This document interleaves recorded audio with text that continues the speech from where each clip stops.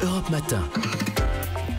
Patrick Cohen, c'est à vous. Vincent Hervouet, fin de campagne en Allemagne. On rappelle les derniers sondages qui donnent la CDU-CSU à 37%, 15 points de plus que son rival le SPD, les sociodémocrates. L'AfD, le parti populiste, à 11% des voix, ce qui en ferait la troisième force politique outre-Rhin. Alors c'est une campagne électorale qui est aussi monotone qu'une traversée de la Poméranie sous la pluie en Trabant. Oui. La campagne la plus poussive au monde, sans couleur, sans débat, sans suspense. Dimanche prochain, la reconduction d'Angela Merkel ne fait pas un pli. Le monde est trop incertain. Poutine grogne, Erdogan menace, Trump pétise, les Français sont fantasques. Ajoutez à cela le Brexit et le terrorisme. Alors les Allemands, comme toujours, voteront pour la stabilité, le centre, la gravité, autrement dit pour Angela Merkel. L'Allemagne est une étrange démocratie où le patron se fait réélire pour la 4e fois.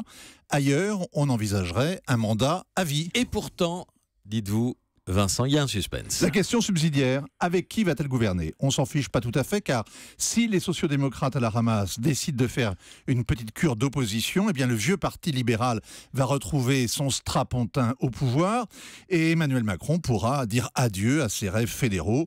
On en reparlera car les palabres vont prendre quand même des mois. De toute façon, la gauche a perdu. Elle a gagné. Il y a deux gauches en Allemagne, dont l'une s'appelle la droite. Angela Merkel a tellement recentré la CSU-CDU qu'elle en a fait un clone du SPD.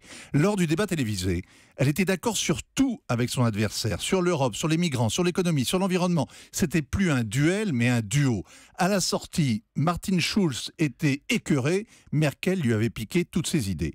C'est sa tactique, étouffer l'adversaire. Elle a liquidé la filière nucléaire quand les Verts avaient le vent en poupe.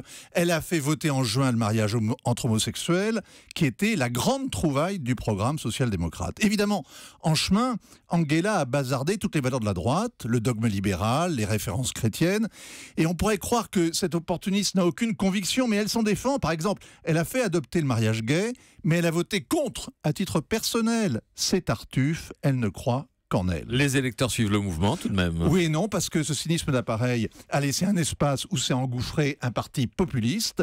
La droite a perdu son ADN, l'AfD l'a ramassé dans le ruisseau. AfD, Alternative pour l'Allemagne, c'est la droite radicalisée. Leur slogan « Allemagne et confiance en toi ». La semaine dernière, l'une des vedettes du parti est passée à l'acte, expliquant que les Français étaient fiers de Napoléon. Alors pourquoi est-ce que les Allemands ne seraient pas fiers de leur armée, l'armée allemande, pas la Bundeswehr, la Wehrmacht du Troisième Reich.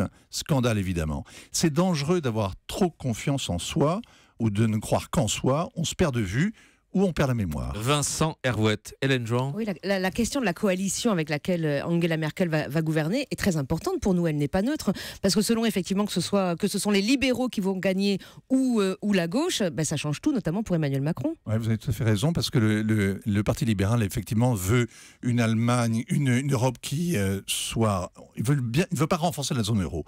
Ils veulent que l'Europe soit décentralisée et que chacun soit maître chez soi.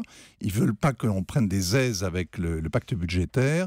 Ils veulent que chacun soit responsable de son marché du travail. Ils veulent que rien ne bouge, quoi. Donc, effectivement, ils veulent une Europe qui soit exactement le contraire de ce à quoi aspire Emmanuel Macron. Europe 1.